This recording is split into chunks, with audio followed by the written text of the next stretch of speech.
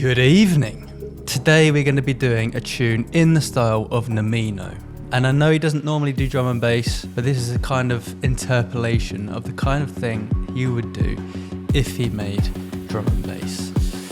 So let's get into it.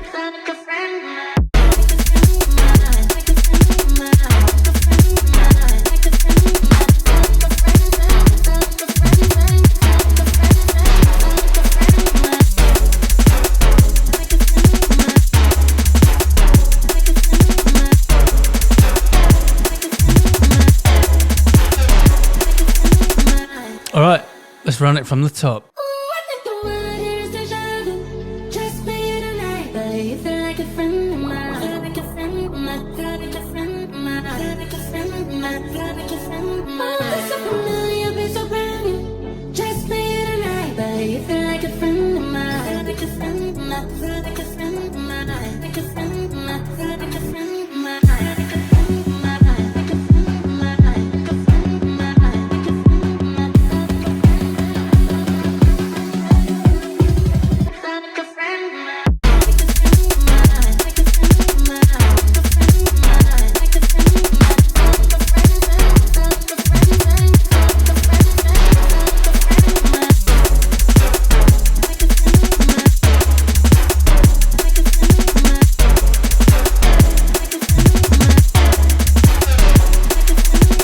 Right, let's go through it. So we're at 174 beats per minute. We're using Rihanna's Friend of Mine, which is an unreal a cappella. Really love this tune. So we're in F sharp minor. We are starting on these chords on the F sharp minor. So we're on the 1, we're going down to the 7, then to the 6, and then to the 4. So from the F sharp to the E, to the C sharp, to the A.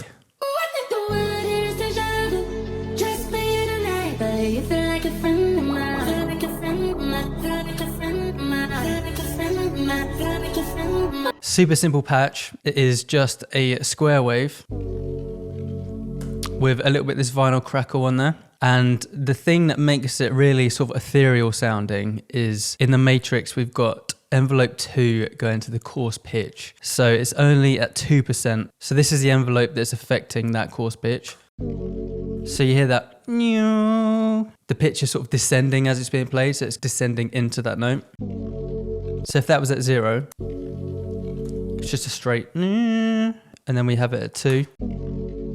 Really, really effective. And that vinyl crackle really helps to give it that sort of analog feel to it as well. And with the effects, we've got hyper on there, about 50%, and a little bit of chorus on there as well. And an interesting thing with this song is it feels to me like the offbeat here is where the song sort of starts. So as we go through the song, you can see that I've left out this little gap pretty much in every section of the song because the vocal feels like it needs that first little line. So if we had that at the start, it works, but I think having that little offbeat, just a little bit more effective.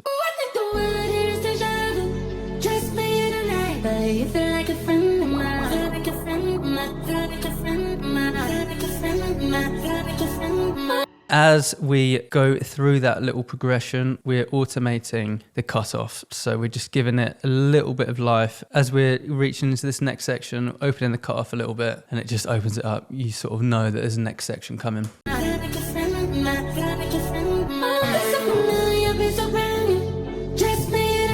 And in this section, we do something similar that we did in the intro, but we're just hanging on this high note here. So this is playing as soon as the 1 hits. And then this is when our chords came in the intro. So we're having a little descending sort of pattern. So it just makes it a little bit more interesting. So we're not doing the exact same thing as we did in this intro. So it just switches it up a little bit.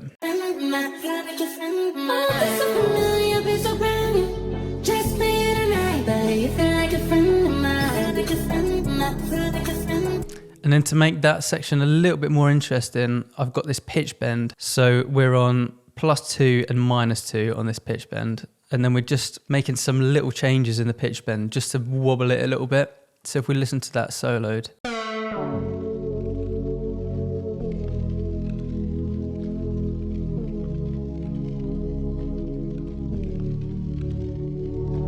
So it just gives that real sort of wobbly feel. So it's not so straight. And then we just introduce some little bits of drums. So we've got this break in here. And then we introduce these hats.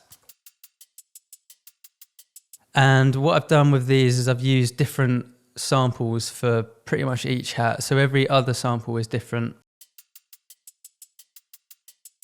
So we get a really sort of human feel with those hats. If you had the same sample for all those hats, it just feels a little bit static. It feels like they've been programmed in. So using different samples in that instance, it sort of helps it to feel a little bit more human.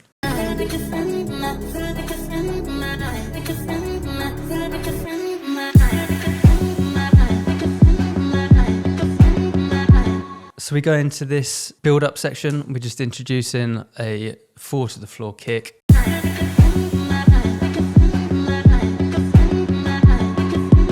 And we're introducing some different chords this time. So we're hanging on this F sharp. And this patch is just a patch that is in the factory presets in Pluck's Poppy Pluck. And then we're automating the cutoff so it opens up as we go from the beginning of this build into the drop. And to add a little bit of atmosphere, I've got this little synth here, which is just hanging on the F sharp, which is the root note. And that is just a saw wave, 2 unison, a little bit of hyperdimension and a little bit of a filter as well.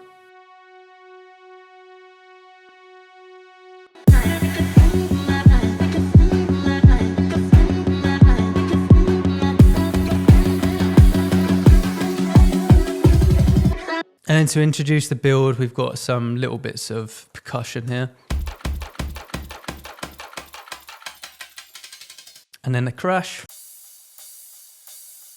And then our kicks are slowly doubling as we get in. And for the vocals as well, what we're doing is we're introducing this echo. So as we're increasing in this build up and leading into the drop, we're increasing the dry wet of this echo. And then this little sort of pre-drop section where there's no synths happening, it's just these vocals. I've got this EQ8, which is only on in this little section. And the shape of that EQ is we're taking out the lows and we're taking out a bit of the highs and we're just adding a little notch at 2K. So it gives a different timbre to the vocal just in this little section, and then we go back.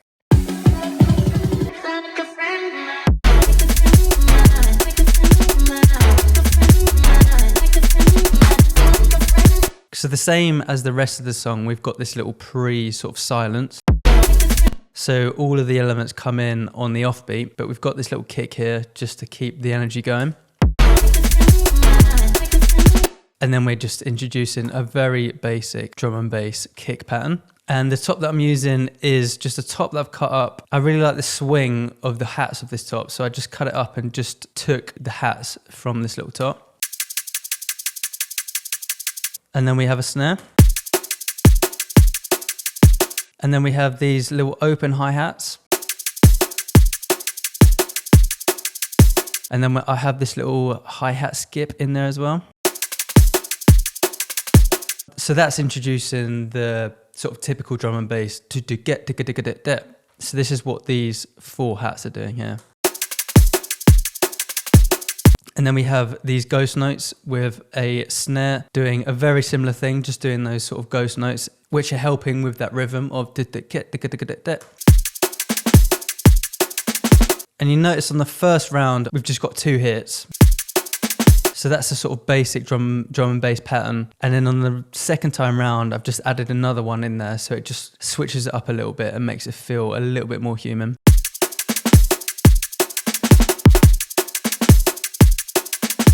And then as we go through with the snare, we've got some little ghost notes on the snare as well. And to make it feel a little bit more live, I've taken some of the velocities down.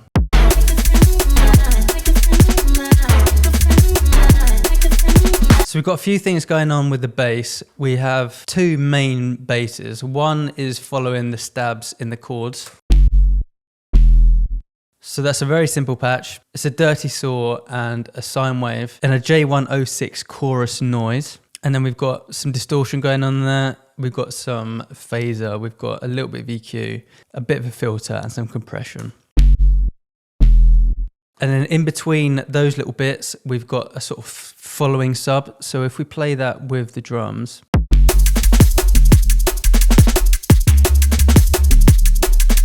so this second sub is sort of filling in where this stab sub isn't playing. We're just filling those little gaps in with a different sub. And this sub is a little bit more sort of subtle. And it's actually one that I used in the lewd video that I did. It's just using the sub oscillator. And then we've got a fair amount of distortion, a bit of filter on there, a bit of EQ, a bit of compression. And to make sure that these don't overlap, because you don't really want two subs overlapping, I've got utility on each of these channels. So once this second sub comes in, I'm taking the utility gain to 0. So this is at 0 dB, and then we take this down to minus infinite dB when this sub is playing. And then when this sub is playing, we take this down to minus infinity and so on. So you never get two overlapping subs. So this way it just helps to clean everything up a little bit. And then we have this little 808, which is just a patch that I found, Cymatics Lex Luger 808, and it's just doing a little fill. So we're doing the E, an octave higher, a B and a C sharp. And that just helps sort of bring the energy a little bit. Because I think if you did this twice round, it would sort of feel a little bit monotonous. You wouldn't have any ear candy. So that's effectively what this 808 is doing. It's creating a little bit of ear candy and changing it up a little bit.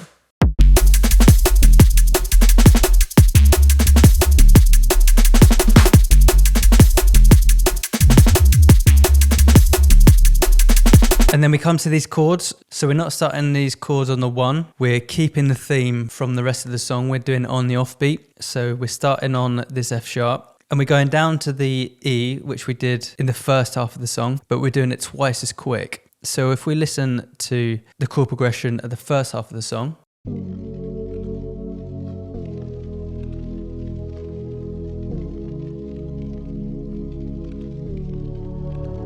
and then in the drop, so pretty much the same chord progression is happening, but we're doing it twice as quick. I think having that difference just makes the drop a little bit more interesting, because you're expecting the same sort of melodic pattern that's been happening throughout the rest of the song, and all of a sudden we're having some quick changes. So I think it sort of sparks the listener's ear a little bit. So we're going from the F sharp to the E, and we're hanging on this E and then going to the C sharp. However, in our bass, we're doing something a little bit different. We're going from the F sharp to the E, to the C sharp to the D. And I don't really know why I did that. It just sounded good. So we'll listen to the bass and the chords together.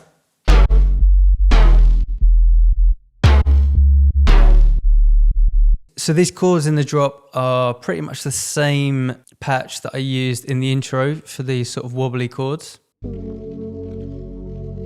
but I just changed them up a little bit.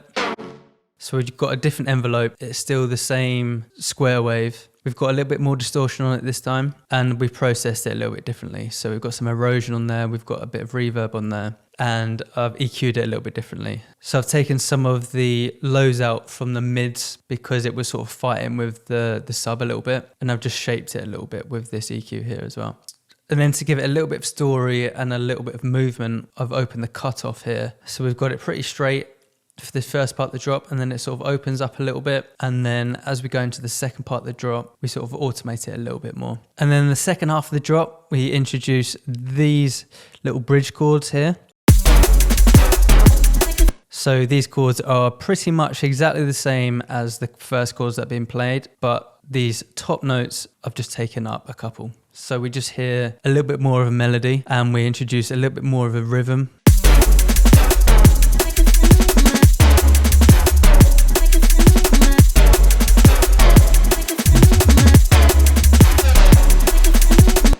And then right at the back end of this second part of the drop, we're introducing these really high notes here, which we didn't have in the first half. So again, we're just evolving melodically through the second half of the drop. And again, the only reason to do that is just to switch it up so you don't have the same thing happening twice. So it's not sort of a monotonous two parts of the drop. Everything's sort of evolving as you're going through that drop. And another thing that we've got on top of this one note, which is the C sharp, which you wouldn't necessarily hear, but it's just sort of in the background. So if I turn that right up so we can hear it.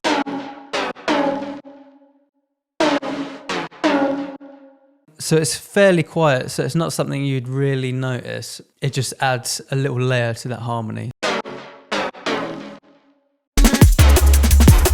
And another thing we're adding into the second section are these extra sort of ghost notes.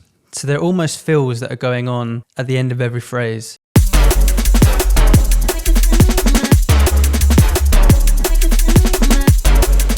So they're just little snare fills that again you wouldn't necessarily sort of pick up on, but they're just ever so slightly different to the first half of this drop. So we're just adding these tiny bits of ear candy that just elevate the second section from this first section.